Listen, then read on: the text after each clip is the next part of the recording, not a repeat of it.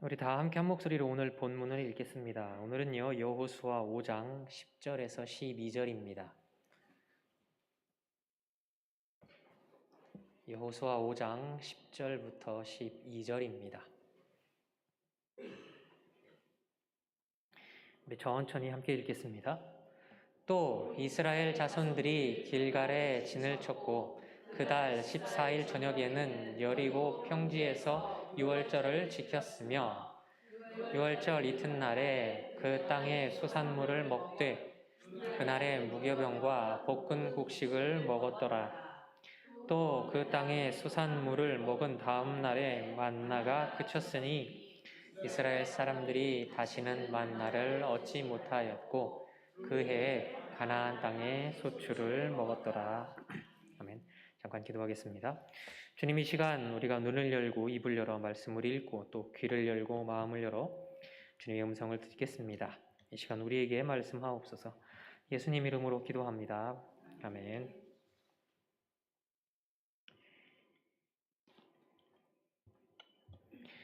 우리가 하나님께서 이스라엘 백성들을 애굽에서 나오게 하시고 광야를 지나게 하신 다음에 가나안으로 들어가게 하신 이야기를 잘 알고 있습니다. 광야에서 40년을 지냈는데요. 이곳저곳 옮겨 다녔습니다. 그들이 뭘 따라 움직였죠? 무엇이 그들을 인도했죠? 네, 구름 기둥과 불 기둥이 그들을 인도했습니다. 또 그들이 뭘 먹었죠? 만나를 먹었습니다. 메추라기도 먹었을까요? 이렇게 우리가 보통 요약을 합니다. 자, 늘 그랬듯이 세부상 아주 구체적인 것에 대해서 한 가지 질문을 드립니다. 이스라엘 백성들이요, 광야에서 만나를 먹었죠. 다 기억 잘 하시는데요. 그러면 언제 만나가 그쳤을까요? 그렇죠. 나왔습니다. 맞습니다. 오늘 말씀에 읽었습니다. 가나안 땅에 도착한 다음 날, 그 땅에서 난 소산을 먹은 그 다음 날 만나가 그쳤습니다.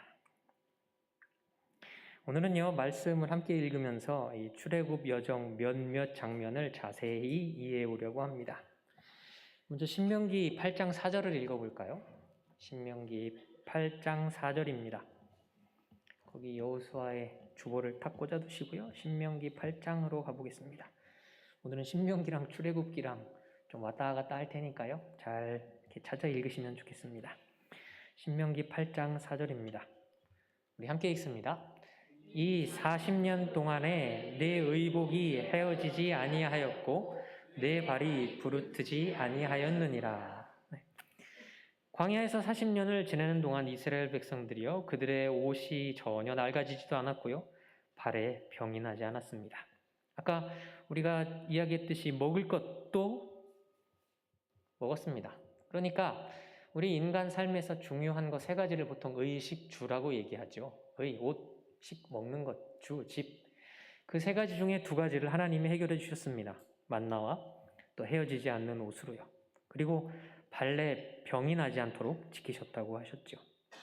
매일 아침 일어나서 장막 밖에 나가보면요, 하얀 무언가가 땅에 떨어져 있습니다. 사람들은 그저 그것을 모아서 먹으면 그만이었죠. 그렇게 광야를 40년 동안 지났는데 그들이 어디로 갈지 그 밑에 8장 7절부터 10절에 기록되어 있습니다. 우리 신명기 8장 7절부터 10절 같이 읽습니다.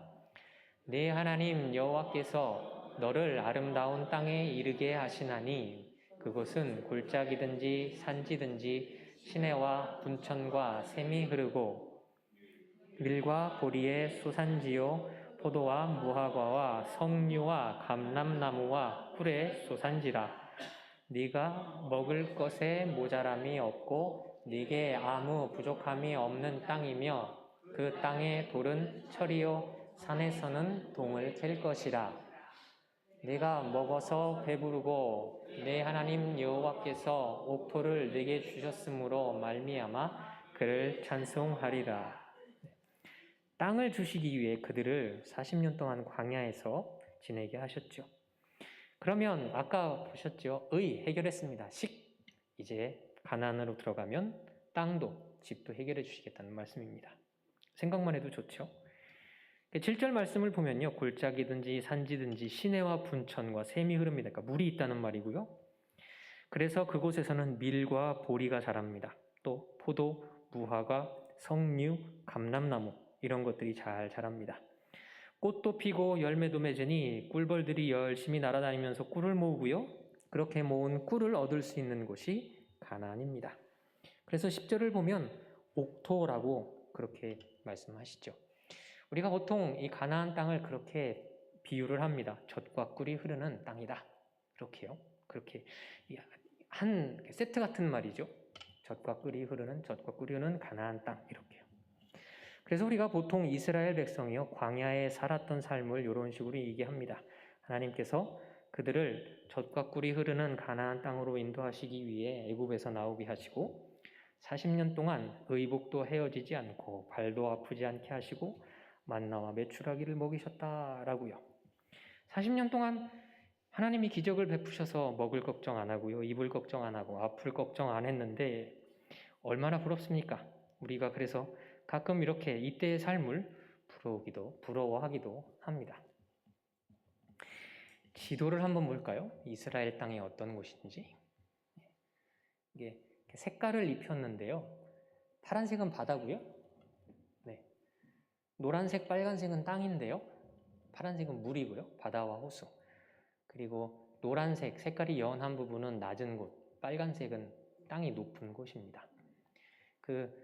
이제 북쪽에 보면 조그만 파란색 동그라미가 하나 보일 거예요. 보이세요?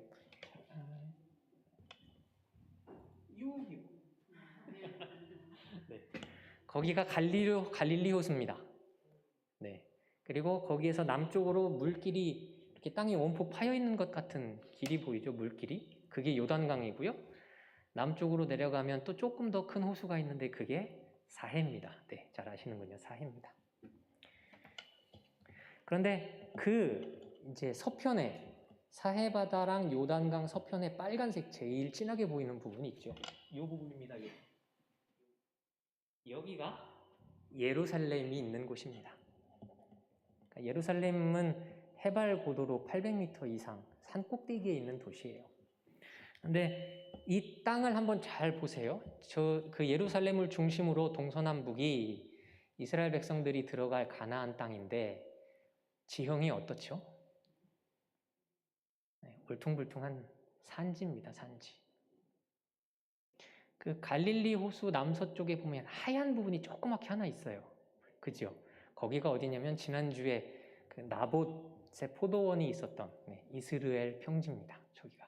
그러니까 저기를 빼고는요, 이 가나안 땅은 평지가 없는 곳입니다. 네, 맞아요. 농사짓기 좋을까요? 안 좋을까요? 안 좋은 곳입니다. 네. 게다가요, 이 땅을 아까 말씀에 7절에 이렇게 얘기하죠. 골짜기든지 산지든지 평지가 없다는 말이에요. 농사를 지으려면 기후가 중요하죠. 1년 중 절반, 5월부터 10월까지 비가 안 옵니다. 건기입니다. 그러니까 농사를 짓기 위해서 여기서는요, 오래전부터 빗물을 저장하고 또 그것을 농사에 이용하는 기술을 오래전부터 사람들이 발달시켰습니다.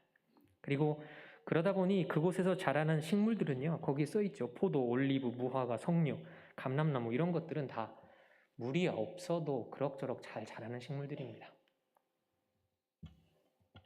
하늘에서 찍은 사진을 한번 볼까요? 저 지역을 이제 지형을 빼고 제일 큰 파란색은 이제 지중해 바다고요.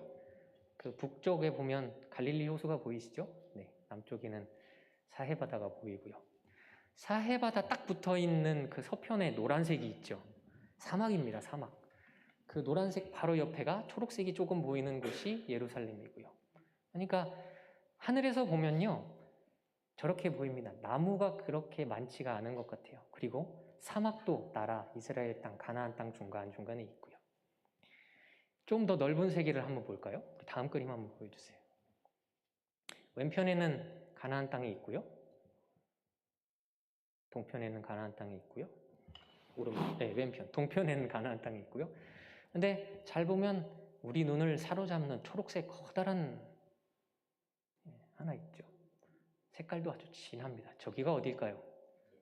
네, 애굽입니다. 애굽, 이집트입니다. 이집트. 우리가 아주 잘 알고 있습니다. 오래전부터 인류의 4대 문명 하면 이 나일강을 중심으로 했던 이집트, 아래서부터 남쪽에서부터 나일강이 흘러옵니다. 강을 따라 진한 초록색이 펼쳐져 있는 게 보이시죠? 그리고 이제 강물이 속도가 느려지면서 이 강 하구에 저렇게 부채 모양으로 넓은 좋은 토양을 만들게 됩니다. 그리고 저기는요, 그림 보시는 그대로 풀들, 나무들이 아주 무성한 곳입니다.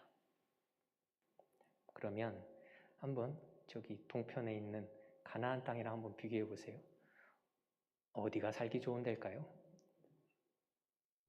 누가 봐도 애굽이 살기 좋은 데입니다. 그렇죠? 신명기 8장 10절에 보면 가나안 땅을 옥토라고 그러셨습니다. 하나님이. 근데요, 저 사진을 봐요. 어디가 더 옥토인가요? 애굽 땅입니다. 애굽 땅. 누가 봐도 이집트가 훨씬 좋은 땅입니다. 애굽이 농사짓기 좋을까요? 가나안이 농사짓기 좋을까요? 애굽입니다. 당연한 겁니다. 자, 그 이집트 땅과 가나안 땅 사이에 노란색만 있는 부분이 보이시죠? 저기는 사막, 말 그대로 사막 광야입니다. 아무것도 없는. 저기가 지금 이스라엘 백성들이 지나가야 할 그 광야죠. 40년 동안. 저기는 정말 풀 한 포기 나무 한 그루 없는 곳입니다. 지난주에 제가 로뎀나무 그림 보여드렸죠. 사진으로. 이스라엘 백성들이 살 가나안 땅은요, 이렇게 광야라고 해도 그런 나무들이 한두 그루씩 있습니다. 그래서 사람들이 여행을 하다가 그런 나무 밑에서 햇빛을 피할 수라도 있는데요. 지금 지도에 보이는 저 큰 광야는요, 그런 나무 하나 없는 정말로 사막입니다. 그러면 한번 세 군데를 비교해 볼까요? 애굽이 농사짓기 좋을까요? 가나안이 농사짓기 좋을까요? 광야가 농사짓기 좋을까요? 너무 쉬운 질문을 드렸죠? 애굽에 먹을 것이 많을까요? 가나안에 먹을 것이 많을까요? 광야에 먹을 것이 많을까요? 애굽입니다. 애굽. 제일 살기 좋은 곳이 애굽입니다. 그래서요, 이스라엘 백성들은 끊임없이 애굽에서 살았던 때를 그리워합니다. 광야에서 지나는 동안요. 그들이 지냈던 광야에서 지냈던 그들의 현실을 드러냈던 말씀을 몇 군데 좀 보겠습니다. 출애굽기 16장 1절부터 3절입니다. 우리 화면에 있는 말씀으로 읽으실까요? 같이 읽습니다. 이스라엘 자손의 온 회중이 엘림에서 떠나 엘림과 시내산 사이에 있는 신광야에 이르니 애굽에서 나온 후 둘째 달 15일이라.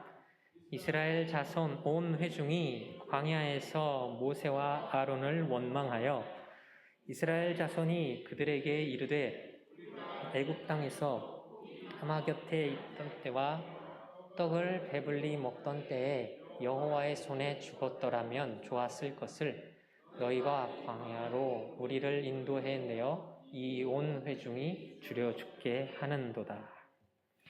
1절 말씀을 보시면요, 날짜가 기록되어 있습니다. 이집트에서 나온 뒤 둘째 달 보름이 되던 날입니다. 45일이 지난 거죠. 아마도 그랬을 겁니다. 이제 그곳에서 애굽에서 가지고 나온 음식을 다 먹고 음식이 바닥났을 겁니다. 그러자 그들이 하나님을 원망합니다.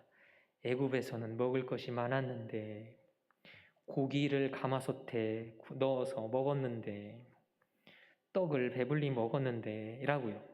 그러면서 그들을 이끌고 가는 아론과 모세를 원망하죠. 이미 이스라엘 백성들은요, 그 앞에 15장 22절을 보면 물 때문에 한번 하나님 앞에서 불평을 했습니다. 그때는 애굽에서 나온 지 며칠밖에 되지 않았지만 아마 물이 다 떨어졌나 봅니다.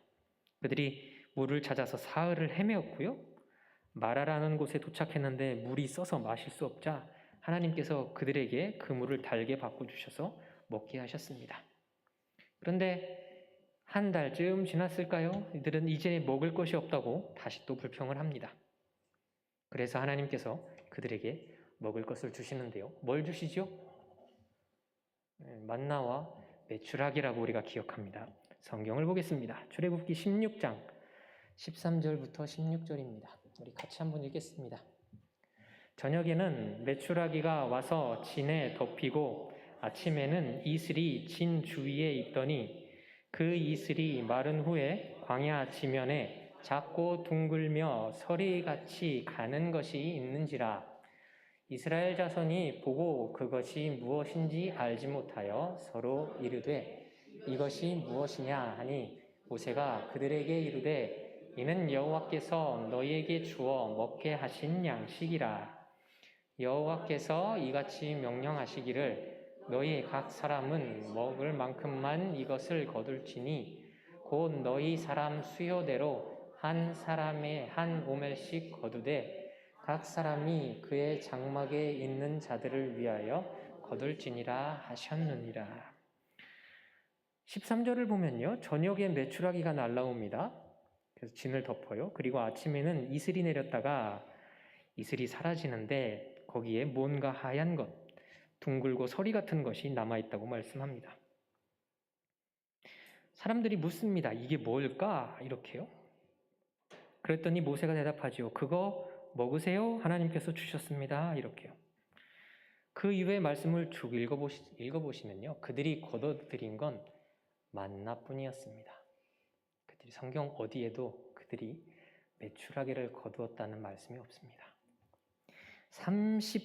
5절 읽어볼까요? 16장 35절 같이 읽습니다. 사람이 사는 땅에 이르기까지 이스라엘 자손이 40년 동안 만나를 먹으니 곧 가나안 땅 적경에 이르기까지 그들이 만나를 먹었더라. 네, 거기까지만 읽겠습니다. 그래서 아까 우리가 여호수아 말씀을 봤죠. 그들이 가나안 땅에 이제 들어가서 그 땅에 있는 음식을 먹은 다음 날부터 만나를 먹지 못하게 되었습니다. 제가 이렇게 말씀을 드리면 이상하다, 평생 동안 메추라기를 먹었다고 설교를 들었는데 라고 생각하시는 분들이 계실 것 같아서 한 군데 더 읽겠습니다. 민수기 11장입니다. 민수기 11장 4절부터 6절 같이 읽습니다. 그들 중에 섞여 사는 다른 인종들이 탐욕을 품음에 이스라엘 자손도 다시 울며 이르되 누가 우리에게 고기를 주어 먹게 하랴. 우리가 애굽에 있을 때에는 값없이 생선과 오이와 참외와 부추와 마늘들을 먹은 것이 생각나거늘 이제는 우리의 기력이 다하여 이 만나 외에는 보이는 것이 아무것도 없다 하니. 지금 방금 전에 11장을 읽었는데요. 그 앞에 10장 11절과 33절을 읽어보면 이때가 언제인지 날짜가 기록되어 있습니다. 애굽에서 나온 지 둘째 해, 제 2년째 됐고요. 둘째 달, 그리고 20일, 그리고 사흘이 지난 날입니다. 그러니까 애굽에서 나온 지 1년 조금 더 지났을 때입니다. 그런데 그들이 여전히 똑같이 불평하죠. 뭐라고요? 고기 좀 먹자, 이렇게요. 그러니까 1년이 지난 동안 그들은요, 메추라기를 먹은 적이 없습니다. 그러면서 불평을 하죠. 생선. 아까 우리가 지도에서 봤죠. 애굽에는 강이 정말 많습니다. 이집트에는요.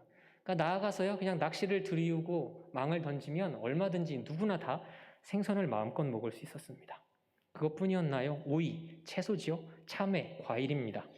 부추, 파, 마늘, 양념입니다. 향신료죠. 그러니까 음식을 맛있게 먹었던 기억을, 다양하게 먹었던 기억을 그들이 여전히 갖고 있었고 그들은 그때를 그리워하고 있는 겁니다. 그러면서 그들이 불평을 한 거죠. 그들이 불평을 하니 하나님께서 반응을 하셨을 텐데 그들이 고기를 먹었을까요? 그럼 이어서 민수기 11장 31절부터 33절을 읽어보겠습니다. 우리 같이 읽습니다. 바람이 여호와에게서 나와 바다에서부터 메추라기를 몰아 진영 곁 이쪽 저쪽 곧 진영 사방으로 각기 하룻길 되는 지면 위 2규빗쯤에 내리게 한지라. 백성이 일어나 그날 종일 종야와 그 이튿날 종일토록 메추라기를 모으니 적게 모은 자도 10호멜이라. 그들이 자기들을 위하여 진영 사면에 펴두었더라.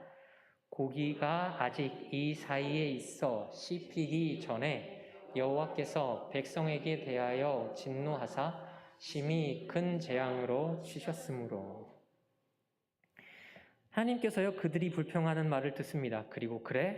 그리고선 메추라기를 몰아오시죠. 그리고 그들이 있는 곳 진영 사방으로 하룻길 되는 그러니까 동서남북으로 엄청 넓은 지역에요. 2규빗이라고 하면 여기부터 여기까지가 규빗입니다. 그러니까 2규빗쯤 하면 허리 높이쯤 될 거예요. 허리 높이로 메추라기를 땅바닥에 쌓아두십니다. 사람들은요, 눈이 뒤집혔습니다. 그래서요, 어떻게 하냐면요, 그날 종일, 종야와 이튿날 종일토록 메추라기를 모았다고요. 그리고서 이제 먹을 것을 해서 진영 주변에, 그러니까 집 주변에 펴두었다는 얘기겠죠. 그럼 그들이 이 메추라기를 먹었을까요? 33절에 그렇게 쓰여 있죠. 다시 한번 읽어볼까요? 우리 33절 같이 읽습니다.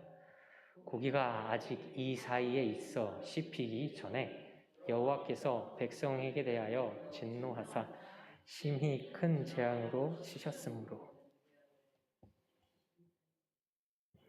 메추라기는요, 하나님의 진노의 상징입니다. 그들에게 베푸신 은혜의 상징이 아닙니다.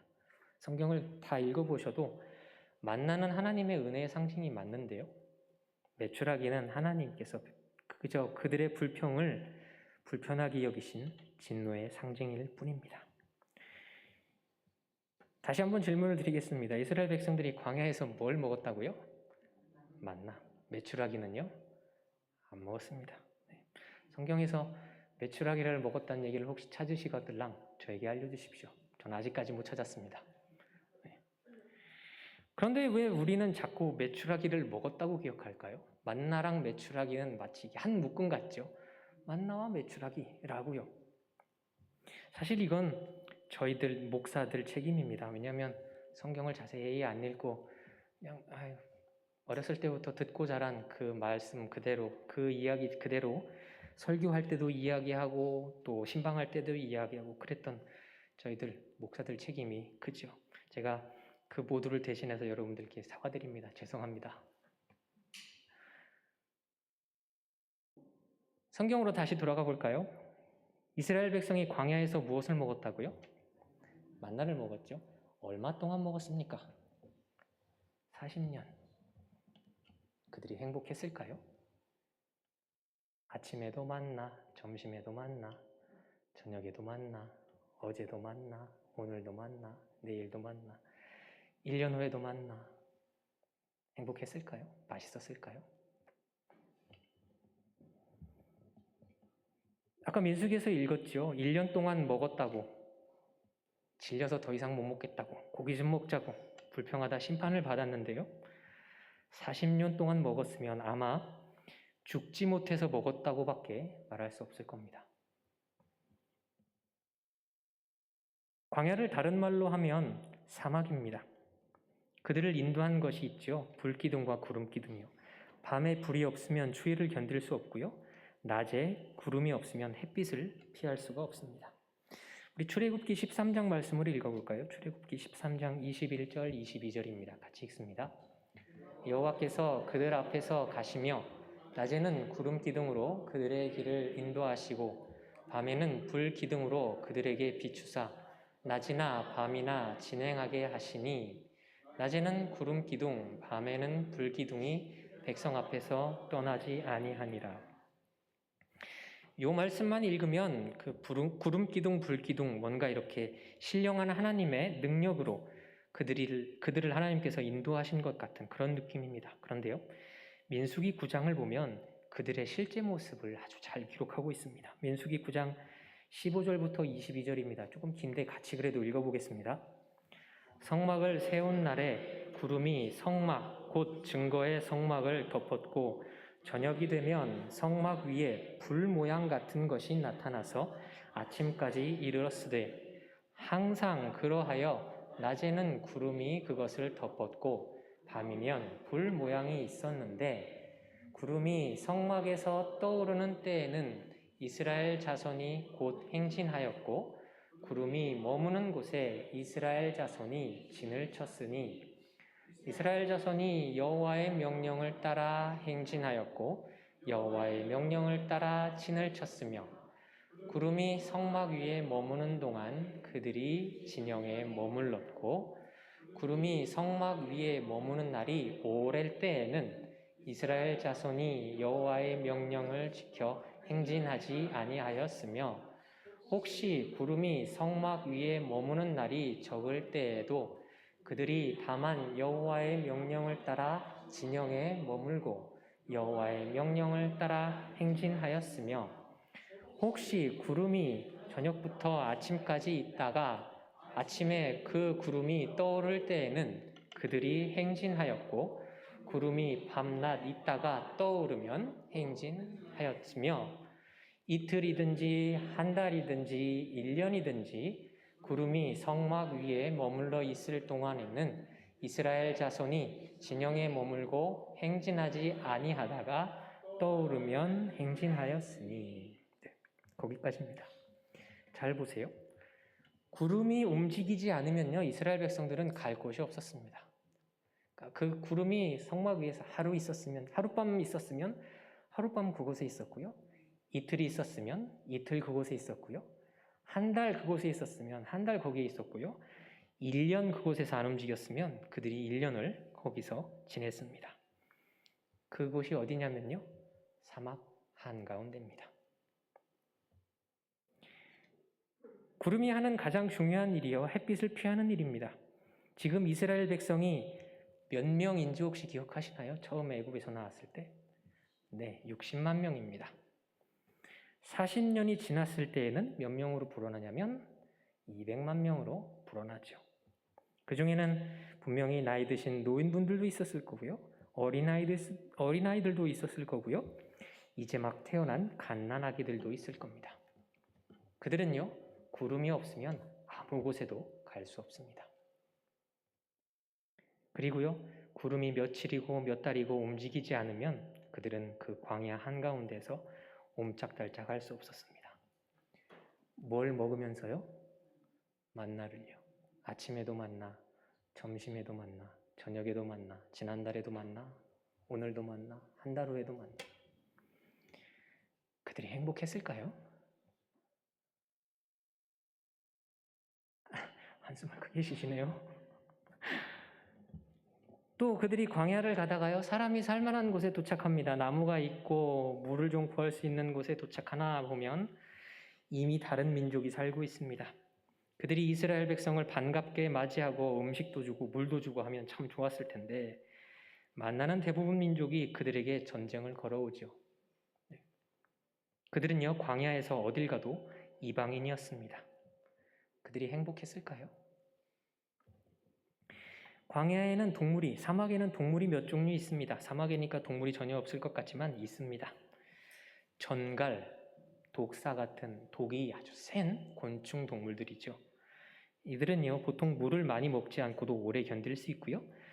그 강력한 독을 이용해서 다른 동물을 단번에 죽이고 그것을 먹이로 취합니다. 이스라엘 백성들이요, 가서 텐트를 치잖아요. 그럼 따뜻해지잖아요. 사람들이 온기 때문에. 그러면 뱀들, 전갈들이 그 장막 밑으로 모여듭니다. 그들은 항상 그러한 독충의 위협을 겪어야 했습니다. 뭐 하면서요? 만나를 먹으면서요. 그들이 행복했을까요?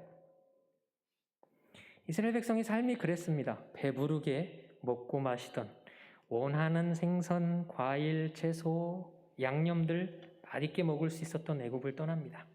이제 사막 한가운데에서 어디로 가야 할지 모르고 그저 하나님께서 보여주신 구름이 가는 곳으로, 또 안 움직이면 그곳에서 며칠이고 몇 날이고 몇 달이고 머물러야 했습니다. 혹 사람들이 사는 도시를 만나면 그들에게 환영받지 못하고 전쟁을 해야만 했습니다. 그들의 이러한 삶이 행복했을까요?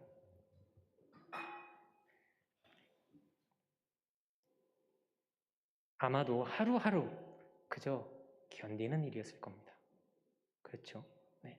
그런데 우리는요, 40년, 이들이 광야에서 살았던 40년의 삶을 만나와 메추라기 혹은 구름 기둥과 불 기둥으로만 요약을 하려고 합니다.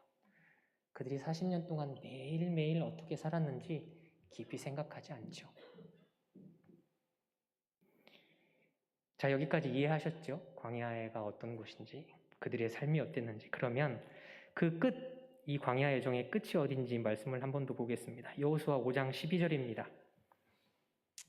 아까 우리가 본문으로 읽었던 말씀인데요. 함께 읽겠습니다.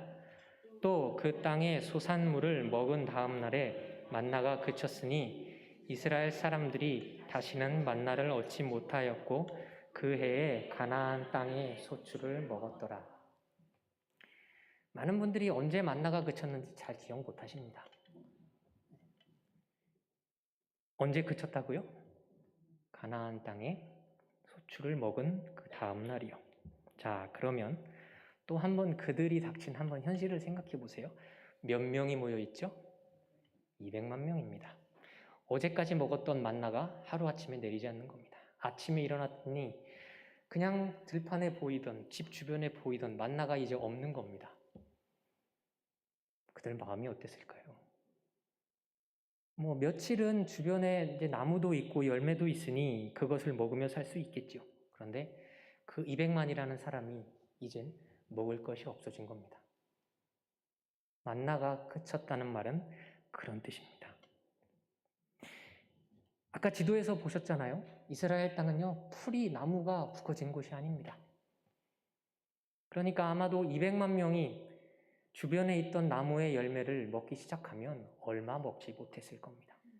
그러면 그들이 거기서 이제 살아가려면 뭘 해야 되죠?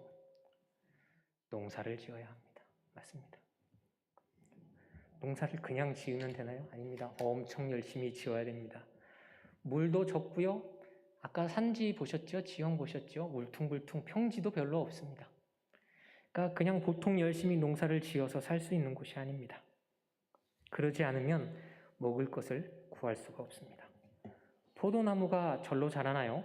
땅을 갈아야 되고요. 씨를 뿌려야 하고요. 물도 되고 잡초도 뽑고 가지도 치고 이게 포도나무 열매는 무게가 무거워지면 이렇게 축 처지거든요. 그럼 지지대도 세워야 되고요.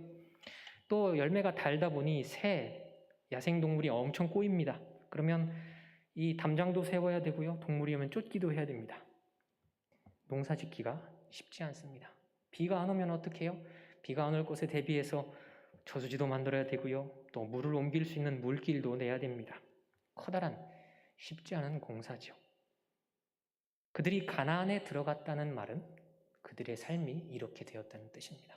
그런데 우리는 가나안을 그냥 젖과 꿀이 흐르는 땅이다 라고만 생각하죠.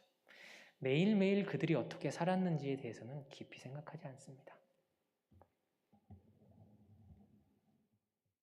만나만 그쳤을까요?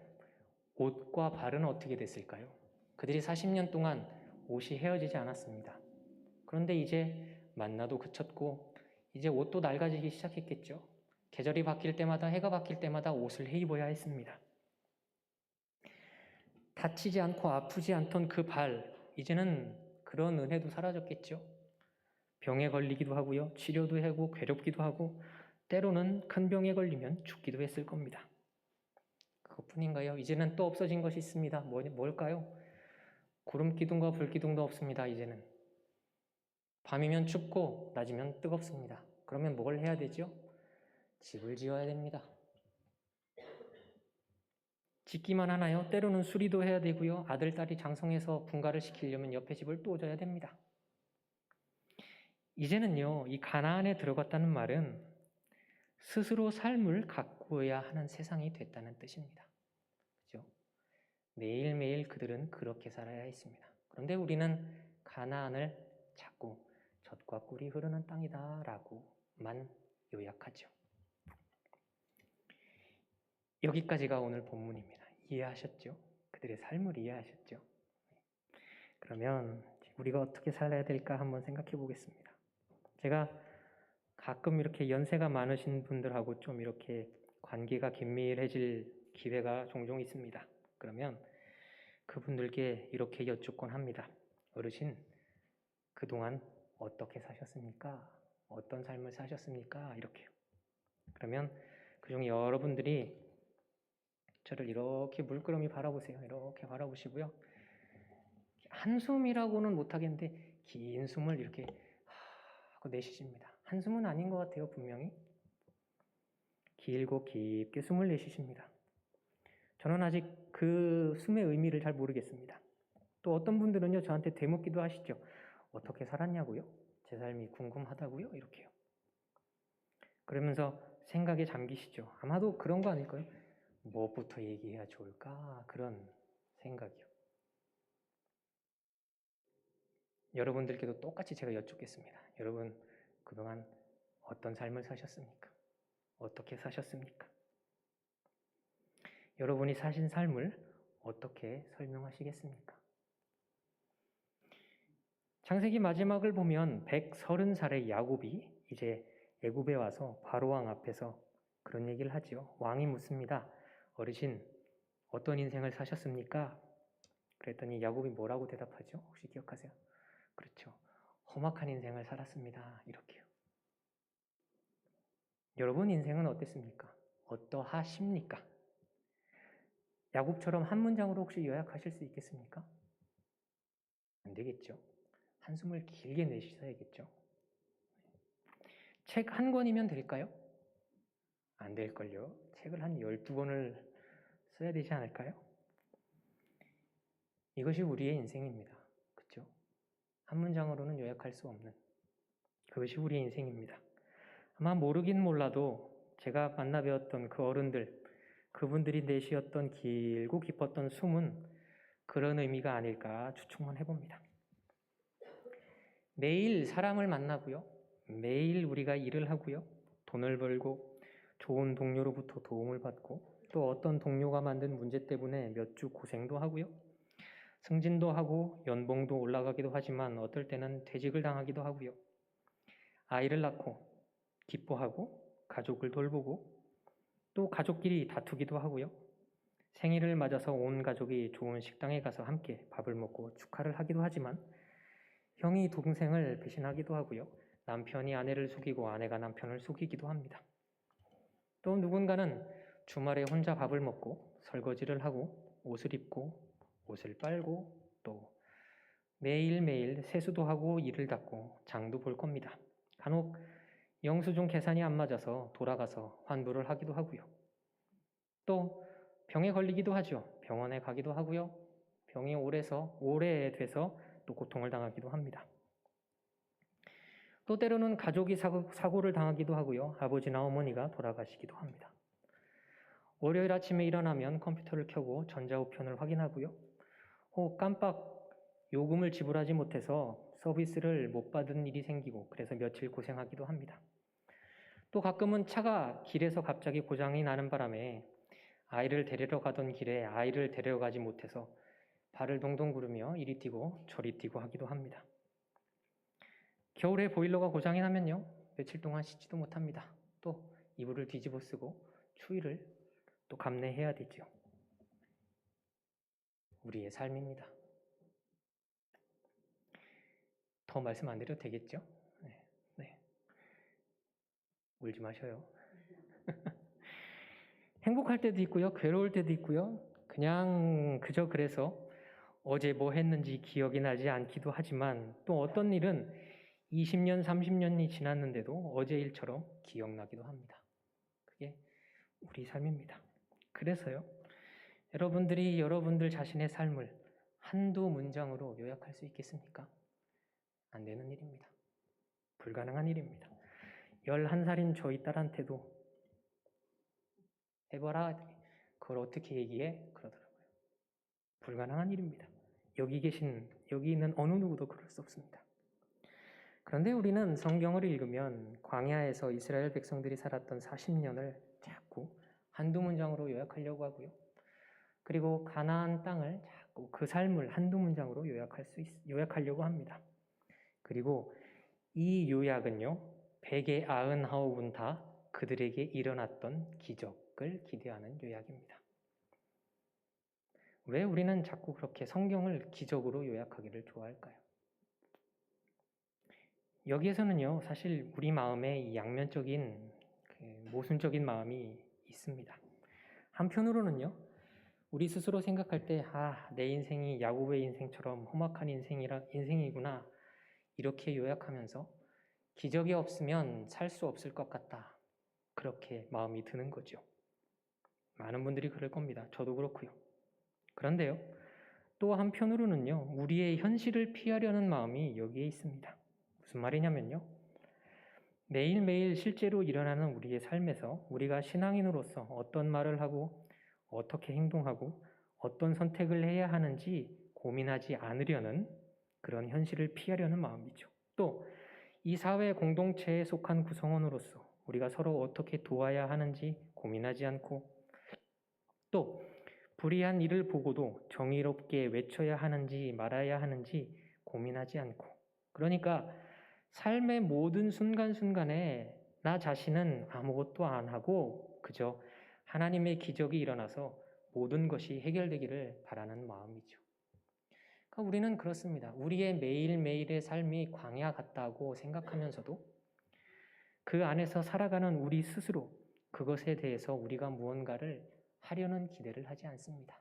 그리고 단지 하나님의 기적이 일어나서 이 모든 것을 단번에 해결하기만을 바라죠. 질문 한 가지 드리겠습니다. 기적을 바라야 하는 삶이 행복할까요? 아니면 기적을 바라지 않아도 괜찮은 삶이 행복한 삶일까요? 분명한 얘기입니다. 기적을 굳이 바라지 않아도 되는 삶이 행복한 삶입니다. 그렇죠? 기적을 바라지 않으면 더 이상 좋을 수 없다는 말이잖아요. 그런데 우리는 매일매일 우리가 하루하루 살지만 그것이 우리의 현실이지만 그러한 사회를 만들려고 노력하지 않으면서 하나님이 기적을 일으키셔서 이 모든 일을 해결하시기만을 바랍니다. 그것이 우리 마음에 가진 양면적인 마음이죠. 중요한 것은요, 우리가 매일매일 산다는 사실입니다. 어제도 살았고요, 오늘도 살았고요, 내일도 살아야 됩니다. 그래서 우리는 우리의 인생을 한두 문장으로는 요약할 수 없습니다. 그래서요, 우리는요, 가나안에 들어가서 매일매일 농사를 지어야 합니다. 이스라엘 백성에게요, 농사는 이제 그들의 생명이 달린 일입니다. 우리가 사는 현실에서요, 우리가 짓는 신앙의 농사에 우리의 생명이 달려 있습니다. 우리가 사는 삶이 광야 같은 삶이라면, 그리고 우리가 그것을 견뎌야 하는 것이라고 생각한다면 우리는 그저 아무것도 하지 않을 것입니다. 그러나 하나님께서는요, 이스라엘 백성들을 광야에서 끌어내셔서 가나안으로 들어가게 하셨습니다. 그곳에서 머물러서 견디기만 하지 마십시오. 그리고 가나안으로 들어가십시오. 들어가셔서 농사를 매일매일 열심히 지으십시오. 매일매일 만나는 현실을 외면하면 안 됩니다. 왜냐하면요, 우리가 사는 현실의 시간은요, 매우 느리게 갑니다. 우리의 일생이 아직 끝나지도 않았고요, 아직 우리는 살고 있습니다. 오늘도 내일도 계속 살아야 하기 때문입니다. 현실을 외면하면 안 되고요, 그럴 수도 없습니다. 아직 끝나지 않은 인생인데 왜 자꾸 우리 인생을 그렇게 짧은 말로 요약하려고 하십니까? 매일매일 겪는 기쁨, 슬픔, 즐거움, 괴로움, 그것들이 다 우리의 삶을 만들어가는데 우리가 자꾸 우리 인생을 그렇게 요약하려고 하면 그 모든 것이 아무것도 아닌 것 같이 되어버립니다. 그런데 실상 그것이 우리의 삶이잖아요. 우리의 생활이잖아요. 그걸 무시하지 마십시오. 그러한 삶의 의미를 잃어버리지 마십시오. 그리고 그렇게 매일매일 살아가는 그 안에서 하나님의 법을 이루려고 노력해야 합니다. 우리 인간의 본성은요, 끊임없이 편안함을 추구합니다. 깊이 생각하려 하지 않고요, 쉬운 길만 자꾸 찾아가려 합니다. 그리고 그렇게 그 본성만을 따라가면 결국 하나님의 법을 외면하고 인간의 법을 따라가게 되어 있습니다. 말씀을 한 군데만 더 읽고 마무리를 정리하겠습니다. 누가복음 9장입니다. 누가복음 9장 28, 29, 33, 37인데요. 우리 화면에 있는 말씀으로 천천히 읽어보겠습니다. 이 말씀을 하신 후 8일쯤 되어 예수께서 베드로와 요한과 야고보를 데리고 기도하러 산에 올라가사 기도하실 때에 용모가 변화되고 그 옷이 휘어져 광채가 나더라.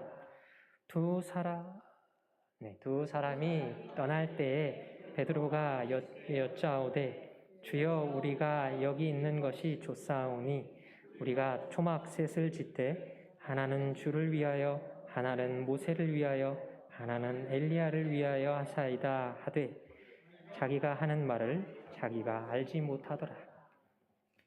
이튿날 산에서 내려오시니 큰 무리가 맞을세.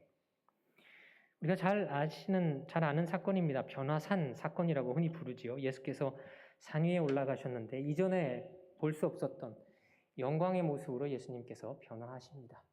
그 모습을 같이 데리고 간 몇 명의 제자들이 함께 보지요. 그런데 33절을 보면 그 모습을 보고 베드로가 이야기합니다. 선생님, 여기에 집을 짓고 살면 좋겠습니다.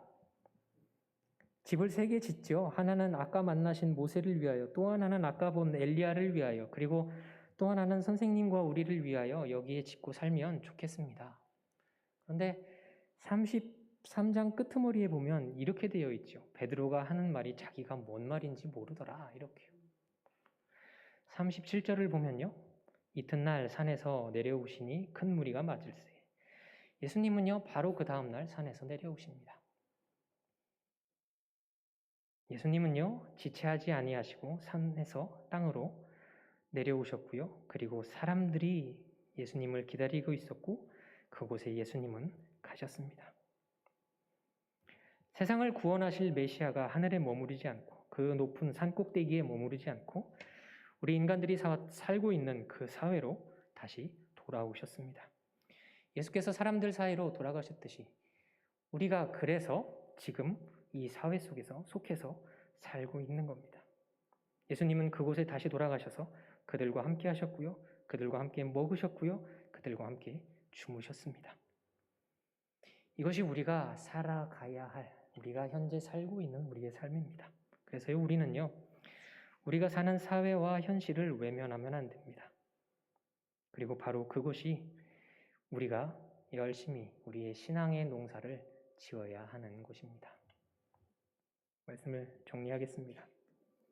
여러분, 우리 매일매일 살아내야 하는 우리의 현실을 몇 마디 말로 자꾸 요약하려고 하지 마십시오. 성경을 그렇게 자꾸 요약을 하려고 하지 마십시오. 그리고 현실로 깊이 들어가십시오.